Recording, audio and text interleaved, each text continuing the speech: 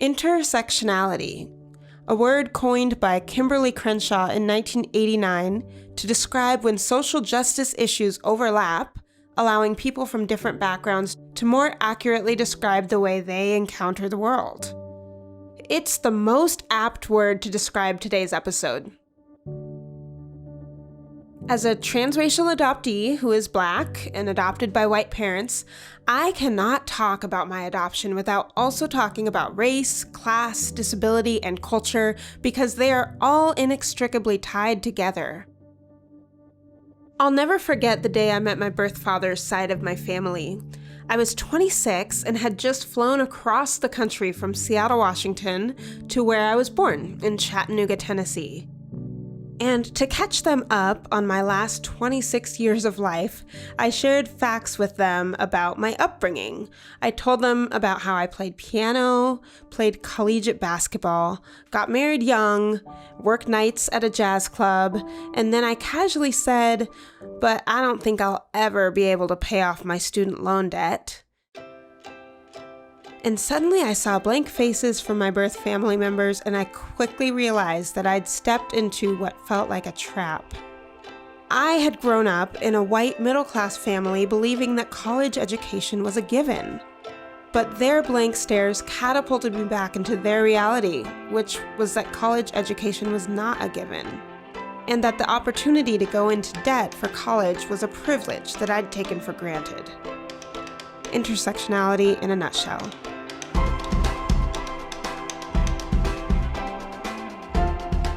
I'm Angela Tucker, and welcome to The Adoptee Next Door, where I interview adoptees about living the adopted life. My guest today is Tony Hynes, a Black transracial adoptee and the author of the book, The Son with Two Moms. As a Black male raised by a white family and a white gay family, there's more of a suspicion of my allegiances initially, of my allegiances to Black people and to this idea of heterosexuality as well.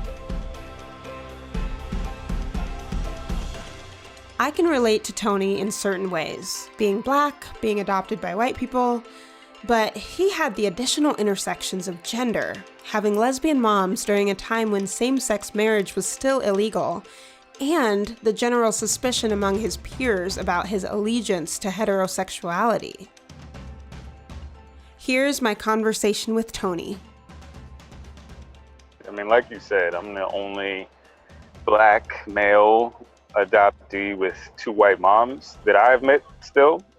You haven't met anyone else? Any other? No. Have no, you met, like Black women or Black non-binary folks who have two lesbian moms, or not even that? Not even that.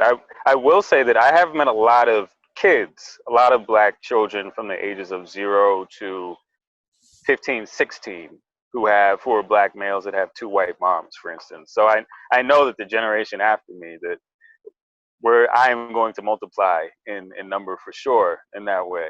But no, even my same age of folks, and I'm 30 years old, and so from, let's say, the ages of 21 to 30 to 21 and up, I have not personally met or seen online a Black male with two white moms. I do know someone who's Filipino who happens to have two white moms as well, and we have connected and talked about things. And I do know same race white adoptees who happen to have two moms as well, or two dads. But this specific combination doesn't seem to be very common for my specific generation of adopted folks at all. And it makes me think about history, and I also wonder, like, how did your moms adopt? It makes sense that the generation coming up behind us, there's going to be more gay parents, gay adoptive parents, because we're accepting of it more now. There's still some laws, but your parents certainly were on the early end of that and had to have worked with a progressive adoption agency to do it. They kind of gamed the system a bit because they actually didn't adopt as two women. So to give a little bit of my backstory, I was adopted. Um, I was taken in by Mary Hynes and Janet Simons, my two moms, when I was about 3 years old. My birth mom happens to be schizophrenic, and my birth father was out of the picture and couldn't raise either me or either one of my two sisters. And so, from the ages of about 1 to 3 years old, I was in an orphanage. And when I was age three, both of my adoptive moms came to visit me. And about 6 months later, they took me home. But only one of those women actually filed for adoption of me, and the Ah, other so is going to be she my legal adopted guardian. she adopted you under the auspice of a single parent. Exactly, because they felt that that would be easier at the time to do. I grew up in the DC area, and it's a progressive area, but even still, they were worried that it was going to be challenged if both of them adopted. Um, Right. so, so one of my moms adopted me, and the adoption was granted actually when I was about 5 years old. But a few months later, the adoption was overturned by a panel of three judges who said that a white same sex headed household wasn't the right household to raise a black child in, and a black male child in specifically. And the adoption was overturned. And then one of my moms, the mom who had adopted me, appealed that decision actually all the way up to the Supreme Court. But they knocked that back down to the lower courts, who decided upon this joint custody agreement between my birth family and my adoptive family.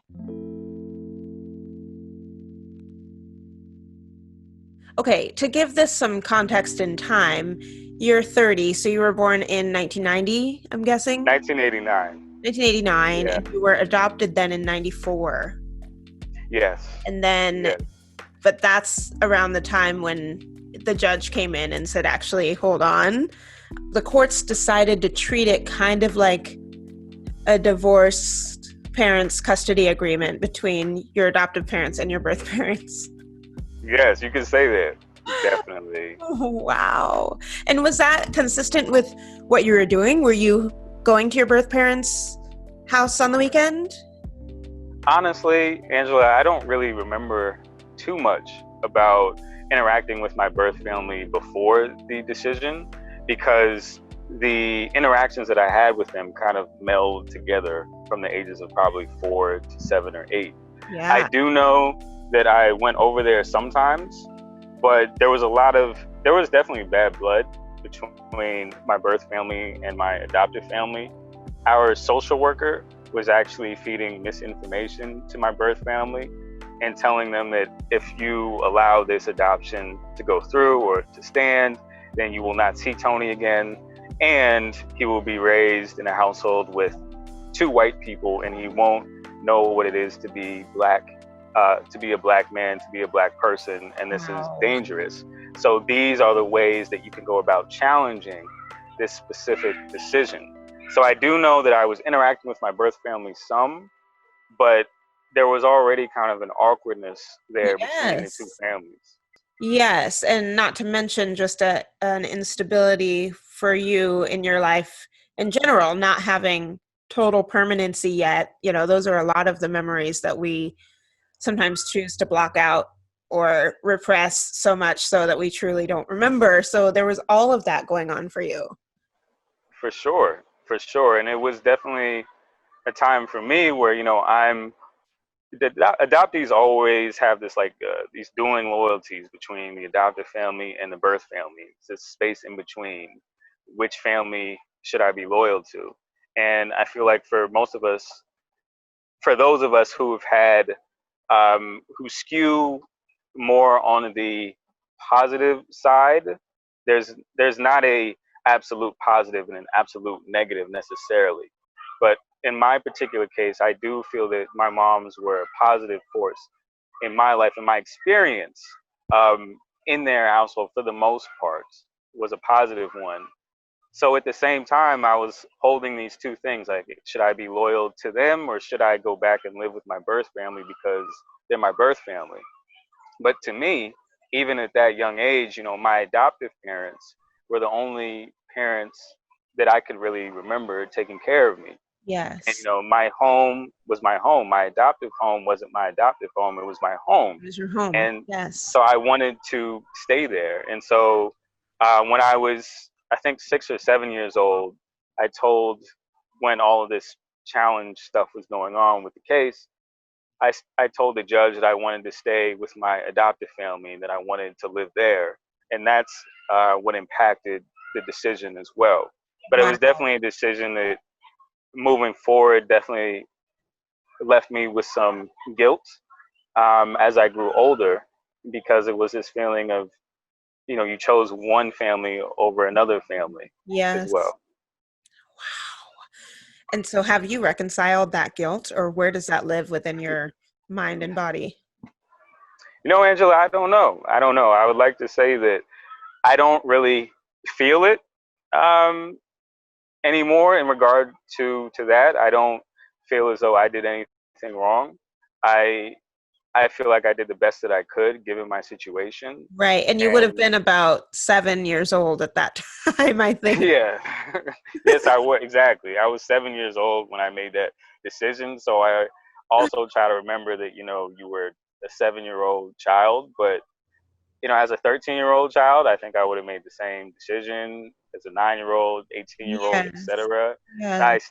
I definitely think it was the right decision, but I wouldn't use the word guilt. I would just use the word for everyone. I think it was hard for, in some ways, for my adoptive moms. Of course, it was good because I stayed there, but it was still them knowing that I had to make this decision and putting Right. that on me as a child.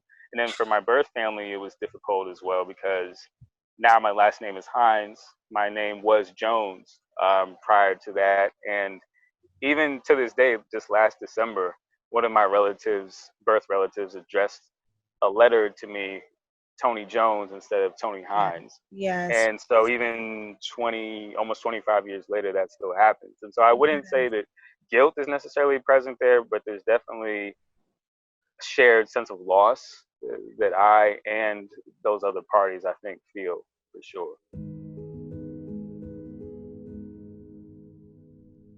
I remember when I met my birth mother, one of the first times I was hanging out with her, and she and I were walking along the street somewhere, and this little black infant looked like a girl. Someone was holding this little black baby girl in their arms, and my birth mom was just staring at this baby, and I was right next to her. And then she kind of like snapped out of it and came to and realized, like, she told me that every time she sees a little baby black girl, she looks and wonders if it's me, like wonders if it's her daughter, even though I Wow. was right next to her. I think I was 25 or 26 at the time, and I was like, oh my gosh, I'm right here, I'm with you now. But she couldn't Right. see it. And that's kind of a similar feeling, I think, to what you're describing. It is. For a lot of birth families, as we know, especially around the time we were adopted, there were more closed adoptions as well. And so the birth families literally didn't even have a chance, in some cases, to say goodbye, to see their children again, ever. And so it's a huge burden to carry for the birth family. And so I try to remember that. And I think for me, growing up, that's why I continued. Even in the custody agreement, there was a stipulation that I had to go basically until I was 16, 18 years old. And then after that, I wouldn't have to go see my birth Oh, family anymore. wow. But Someone just chooses an arbitrary age that you're done. right. And I Yeah, think you're done. It's cut off, one thing to add to the feelings of the birth parents' losses is that society also views it as a positive. That while the birth parents are going through all of this that you talked about, this loss of this child that they love, it doesn't matter that birth parents are struggling and aren't able to parent in the way that many people think they should. They're still having those feelings of attachment, like you described. But then once their child goes to be adopted, society doesn't even recognize them as people who loved their kids so deeply. Yeah. It's just all Yeah. about, we're so glad the kid was adopted and congrats to the adoptive parents kind of thing. Right. I mean, it's kind of like the birth parents are looked at like they are the intruders into the lives of these Hmm. adoptive families when they're interacting with them. Hmm. And there's an awkwardness as well that adoptees feel sometimes interacting with their birth families, especially if, for example, they've grown up with their birth families and then you were someone who found you reconnected with your birth family in your young adult life. And so for a lot of adoptees, they're communicating with their birth families in the young adult lives, but they've had these sometimes class distinctions, Yeah. sometimes racial socialization distinctions within the households, their adoptive households that they grew up in. Yes. And so there's this feeling of otherness when they're going and they're interacting with their birth families again as well. And even as someone who grew up knowing members of my birth family, I still felt some of that dynamic Yeah. as well in my life. That's how strong that particular phenomena is too. Yeah, it reminds me of I just think about my experience, I think being adopted into a middle class family. And I remember when I was meeting my birth mother and I just wanted to look my best for her, kind of thing. I just was like, oh, I got to present as though I'm okay. I survived and thrived. And so I put on this beautiful dress, these heels, but I neglected to think about her life in poverty and how my appearance, being of a different class, would could be hurtful and harmful and just further separate us, further tell her that like I am completely disconnected from you. I've lived a and that is really tricky for me ongoing. Yeah, I think that there's kind of this feeling amongst people that are listening to our stories. They listen to them and they're like, oh man, that was difficult. That was hard. So great that they've come out on the other side. Hmm. And there's often not an understanding that this is still a battle for us in many ways moving forward. We don't cease to be adoptees when we turn 30 or 40 or 50 years Right. old. you know, Yes. I've had this a lot because the documentary about my search for my parents is called Closure. And so great, that great documentary. thank you. But that naturally leads people to be like, oh wow, great. I'm so glad you got closure and it's all like stitched up and Right, beautiful now. Like, right. oh goodness. Actually, you know. Yeah, that's a lot to put on you. Like you have to be like this perfect individual and also kind of spokesperson for adoptees. And so you're expected to be someone who has everything in your own life figured out. And that's not how life works for anybody, not just adoptees. So to Right. expect us to have it figured out, especially with the unique traumas that we have had in our lives, is just unrealistic for So sure. tell me about, in the spirit of like having things figured out, I'm curious about you, your blackness, and not having a black parent in your life, and then you as a man and not having a male parent in your life. Where have you um, come to assimilate both of those identities and how? Yeah, I mean, that's a great question. For me, growing up, I didn't have a lot of black male role models. There was a guy named Kevin across the street who was our neighbor, who's awesome. And he's just this really like macho, strong, cool, down to earth guy. And he, to this day, anytime he sees me, gives any advice that's flowing out of his brain. And so I think that having him in my life was definitely helpful, but I wouldn't say that I had any black male person that I viewed as a father figure. So for me, I really think that my teenage years um, played a huge role in me kind of discovering my blackness and who I was. At the time, I was really starting to listen to hip hop more, and at the time, I remember G Unit was popular when I was a teenager, and I was trying to, I wanted to get a tank top to wear, but I was too skinny to be able to fill it out. So I tried to get other shirts and stuff that I thought looked like them, and I tried to use more slang when I could and everything. And it just never really felt natural to me. Even when I was around my birth family, I felt like I tried to use more slang terminology. And I, in my neighborhood, met some friends of mine who were black, who I hadn't met before, and they really started to teach me how to do these different items involved with blackness in some respect. So, for instance, they taught me how to do a handshake, where we call it a dap specifically. I Mm-hmm. didn't know how to do that. Mm-hmm. They taught me a bit about hair care, and care for my hair.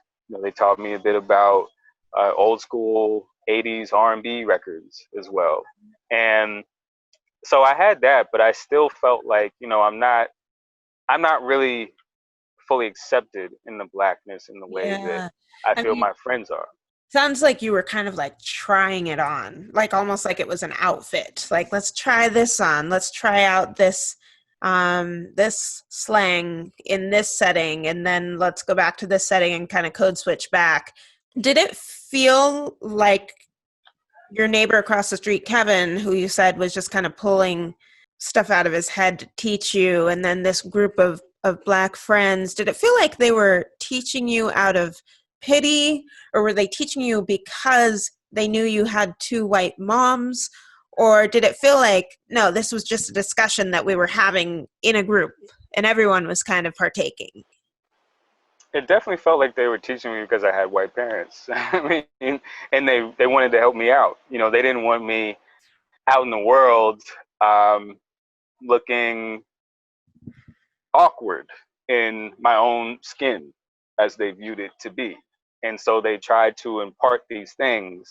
They tried to give me this type of suit that I could wear out, that I in time would feel comfortable in enough to wear around other black folks, and would allow me to be my full self.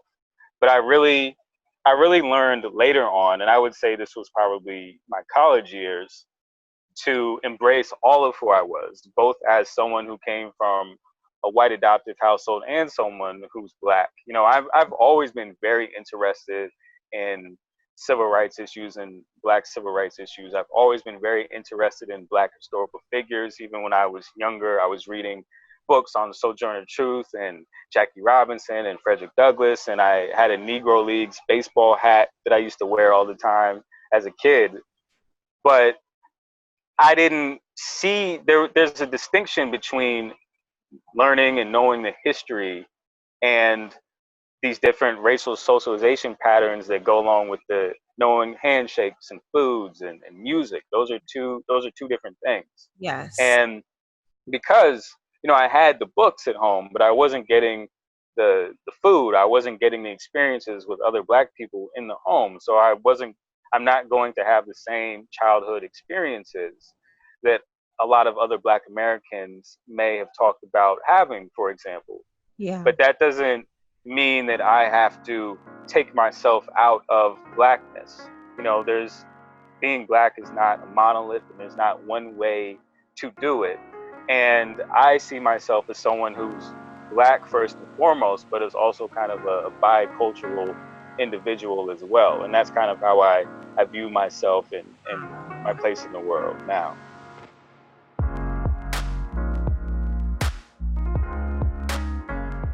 I am often trying to articulate what Tony just said so well, that transracial adoptees often grow up bridging multiple cultures.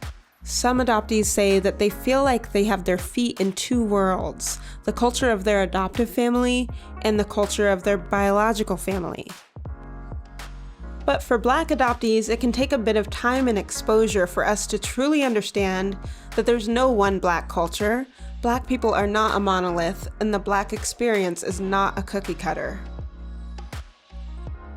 I'm still struck by how you said that you have never met anyone else that kind of fits all these categories that you fit into, and that feels really isolating from my outside perspective. Is that how it feels, or? To be honest, Angela, I kind of like it. I kind of like it because it makes me feel unique. It makes me feel like even in the adoption world, I'm still unique. Yeah. And I can hold on to that uniqueness for a few more years before all of these youngins coming up talk about their stories and everything, and really encourage people to learn more about my particular family structure. But I will say though that because of my uniqueness, it creates unique challenges that I face in the world even as a grown up today.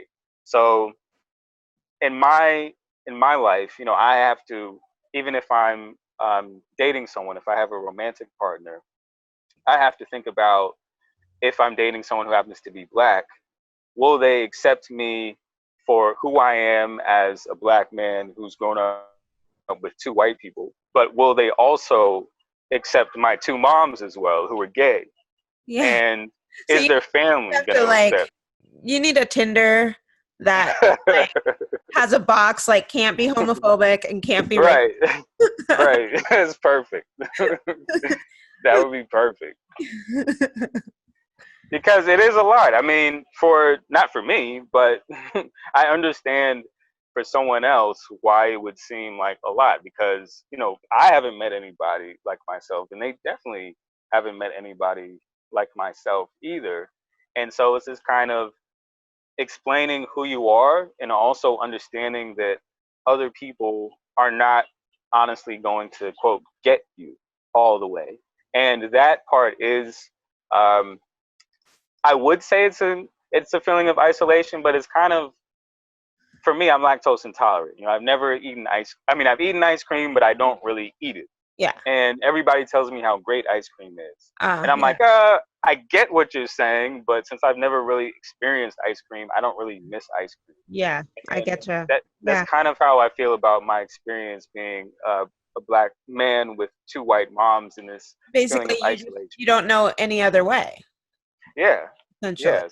So it's just who I am. It's who I am, and I really like I really like having two moms. Unfortunately, one of my adoptive moms passed away, and um, but I really like having my family situation, because it allows me to see the world in ways that I don't feel that other people are necessarily seeing the world when Yeah. they're coming into, and both being initially shaped by it as well.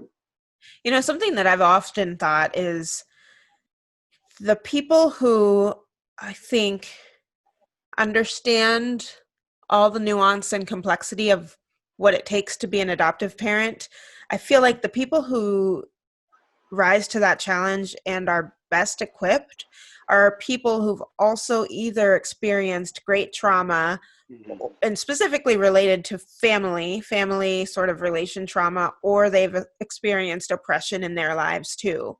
So a lot of the same-sex adoptive parents that I know, I think really excel at adoptive parenting and embracing the complexity of it, because Right. in many ways being an adoptee is a minority, and it is a identity that people don't yet understand, similar to being a gay couple, you know?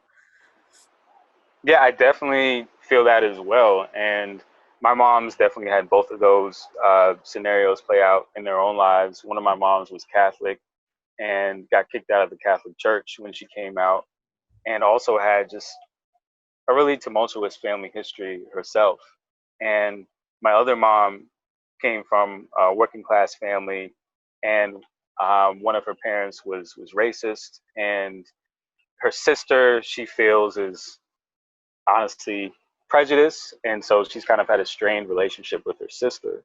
And Mhm. so, and both of them were devoted to equal rights for children and for marginalized groups in general. And so I was raised to always fight for the people that weren't given as much of a voice as they should have. And so that's also something that shaped who I am. I mean, adoption is, it's who you're.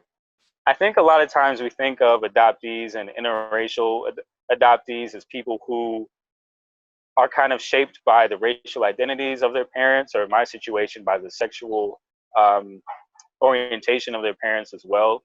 Um, and all that definitely plays into who we turn out to be as adoptees ourselves. But equal and even sometimes more impactful is who our parents are to begin with. What type of people they are at the end of the day. That's really what trickles down to us and shapes our identity as well moving forward. And just like anybody else, we see things that we like about our parents and we say, oh, I'd like to adopt that. And Yeah, we see things that we don't like about our parents and we say, I don't really want that. This is sure. how I'm going to forge my own path as well. And in our situations, we are also people that are of two families, right? Because of our birth families too. So we have some of our birth family traits as well that carry us forward in life too.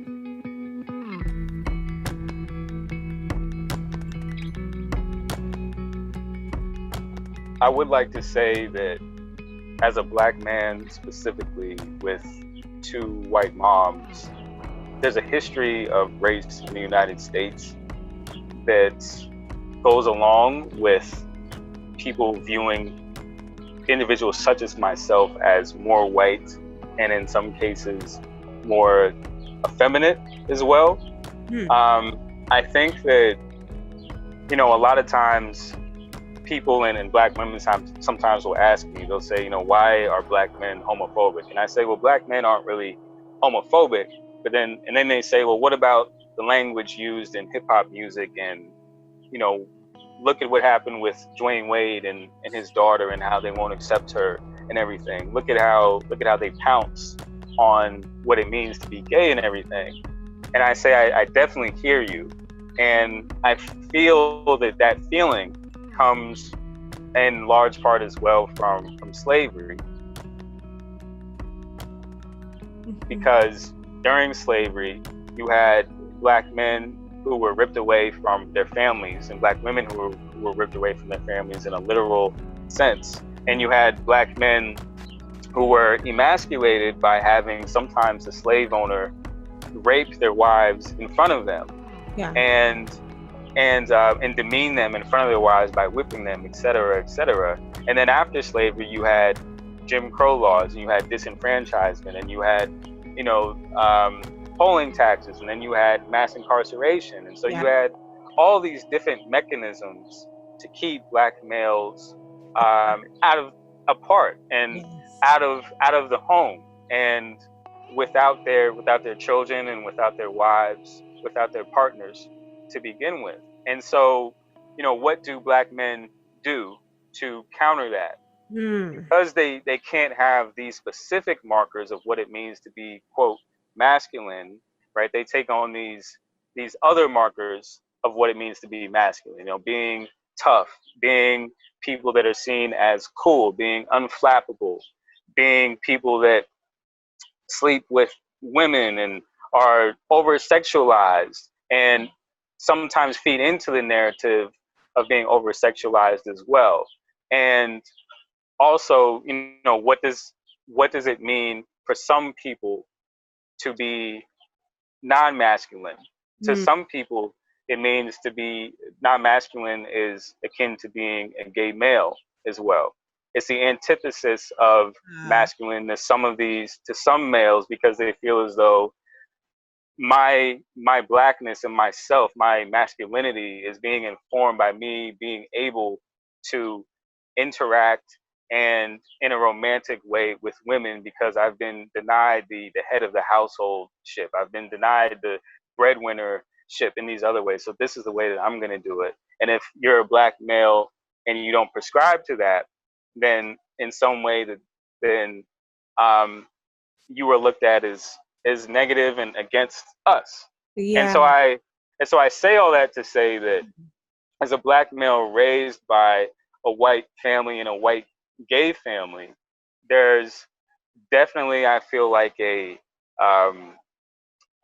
more of a suspicion of my allegiances initially, of my allegiances to Black people and to this idea of heterosexuality as well, because I am someone who's raised by white people who don't have to, quote, in some people's minds, prescribe to a given sexuality, because they already have breadwinnership, these other markers that I'm talking about. And then there's this, well, if you prescribe to, if you're flexible with that, then how down with Black people are Are you you actually? really? And I actually, Mm. I feel that I've lost actually a couple, not close friends, but friendships. And one of those friendships was lost in college when someone said to me, they were mad over something else that had happened within our particular group, but they used that occasion to say that, well, Tony, you and I weren't raised the same way. And I said, what does that mean? And he just said, well, we weren't raised the same.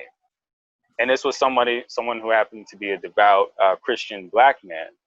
And so I took that to mean that, Tony, you were raised by gay people and by white people.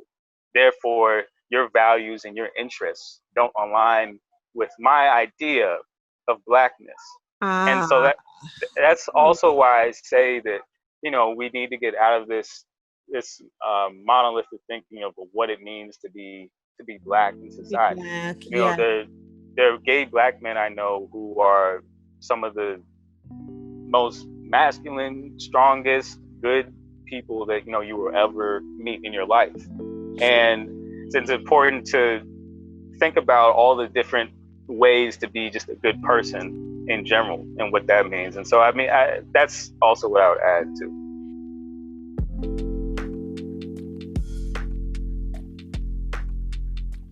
I think that because of the structures that you've talked about, slavery and then Jim Crow laws, the mass incarceration of Black bodies, like all of these systems, and I think child welfare fits in there as well. All these systems that really have succeeded in breaking Black families apart have also succeeded in delaying the Black community's ability to come together and see us all as unique individuals, and to understand that to be gay does not mean that you're also effeminate, or like some of these stereotypes and beliefs just haven't cut through yet. And I think partially it's because we are 400 years behind.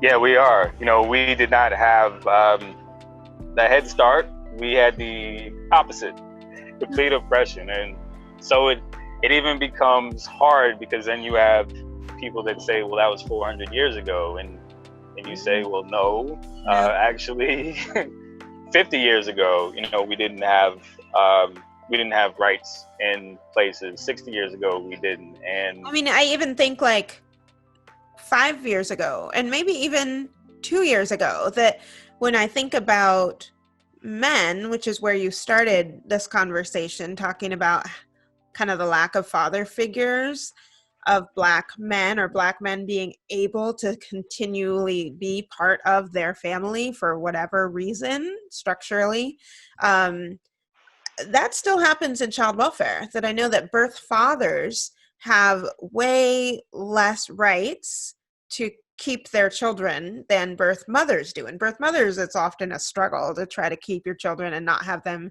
be adopted or put in foster care. But for birth fathers, it's even less. And we talk about them a lot less. And so I think there's another place where it's still happening, oppression or not being seen as fit is still the norm for Black men. I definitely get that, and completely agree with you.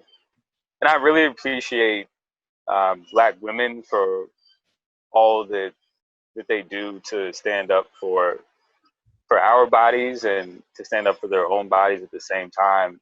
It's important for us as Black men to affirm Black women whenever we can as well, and address these systemic issues that are going on to try to make a change. And this is a little bit off topic, but I also feel like around these flashpoints in time where we have racial tension in the country, that is inflamed by a series of events or politicians, that often white people will turn to us, and us being Black people, and in adoptive circles will turn to us Mm. um, as thought leaders as well. And I think that that's really important for them to do. But I also would compare it to the impetus to do it. It kind of reminds me of when um, someone's house is on fire, and after their house has been on fire, they go home and they see that they didn't have a smoke alarm in the house, and they say, "Dang it, let's go out and let's get a smoke alarm for the next fire." But the fire has already burned the house down in the first place. Mm. You need to get that smoke alarm when you get the house. Before you get the house, you need to be thinking about having a smoke alarm in your house. Yeah. Before you're adopting children, before you're talking about Black and brown bodies, you need to be thinking about race and how to have conversations with other Black adopted individuals, because these types of things shouldn't have to occur for you to turn to us. Yeah. And the hope is that because you've gotten that smoke alarm beforehand, that when these issues happen, yes, you can turn to us, but you can also turn to, if you happen to be white, other people within your own Right. communities to educate them as well, instead of us having to be the ones that are kind of doing that and spoon feeding it to you.